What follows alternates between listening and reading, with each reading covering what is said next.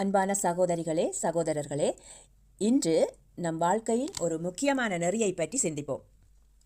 ஒருவன் உனக்கு தீங்கு செய்யாதிருக்க காரணமின்றி அவனோடே வழக்காடாதே. நீதிமொழிகள் 3:30 இந்த வசனம் இருக்கிறது.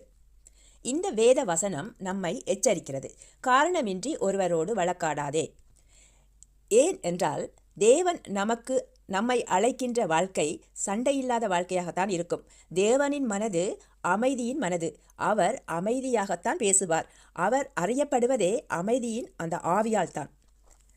ஒருவன் உனக்கு தீங்கு செய்யாதிருக்க காரணமின்றி அவனோடே வழக்காடாதே. நாம் வாழும் நாட்களில் பல்வேறு சந்தர்ப்பங்களில் மக்கள் நம்மை கோபப்படுத்தலாம். சில சமயங்களில் அவர்கள் எதுவும் செய்யாமல் இருந்தாலும் கூட நாம் ஏதோ ஒரு சந்தேகத்தை வைத்துக்கொண்டு அவர்களிடம் கோபப்படுவோம். இல்லையெனில் யாராவது சிறிது தவறாக நடந்தால் கூட அந்த சின்ன விஷயத்தை வைத்துக்கொண்டு நாம் சண்டைக்கு தயாராகிவிடுவோம். அப்படி செய்தால் இழப்பு நமக்குத்தான். தேவனின் மனது எப்படி இருக்கிறது? நம் ஆண்டவராகிய இயேசு ஏன் பெரியவர் என்று நீங்கள் நினைக்கிறீர்கள்? அவர் மீது பொய் குற்றம் சுமத்தினர், அவர் முகத்தில் அடித்தனர், சிலுவையில் ஏற்றி அறைந்தனர். ஆனாலும் அவர் என்ன செய்தார்?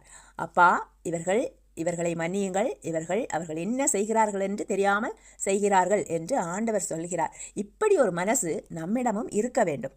யாராவது நமக்கு தீங்கு செய்யவில்லை என்றால் அவரிடம் கோபப்படுவது தேவனுக்கு பிடிக்காது. பாருங்கள், அவரோடு சண்டை போட்டால் நம்முடைய மனசு குழப்பமாகும், நம்முடைய மனநிலையும் பாதிக்கப்படும், நம்முடைய சாட்சியும் கெட்டுப்போகும். தேவனுடைய ஆசீர்வாதத்திலிருந்து நம்மை நாம் விலக்கிக் கொள்கிறோம். உதாரணமாக, யாராவது நமக்கு தெரிந்தவர் அவரை பார்த்து நாம் ஹலோ ஹாய் சொல்லும்போது அல்லது வணக்கம் சொல்லும்போது அவர் எதுவும் சொல்லாமல் போய்விடுகிறார். அப்போது நாம் மனதில் என்ன நினைப்போம்? இவர் எனக்கு பதிலுக்கு ஹாய் சொல்லவில்லை என்பதனால் அடுத்த முறை நாங்கள் இவரோட பேசவே மாட்டோம், அவரோட பேசக்கூடாது அப்படின்னு சொல்லி நாங்கள் நினைப்போம் அல்லவா?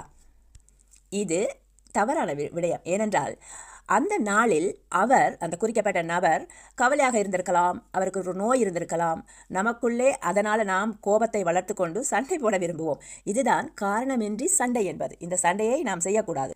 தேவனுடைய விருப்பம் அமைதி, பொறுமை, கருணை. தேவன் இதைத்தான் விரும்புகிறார்.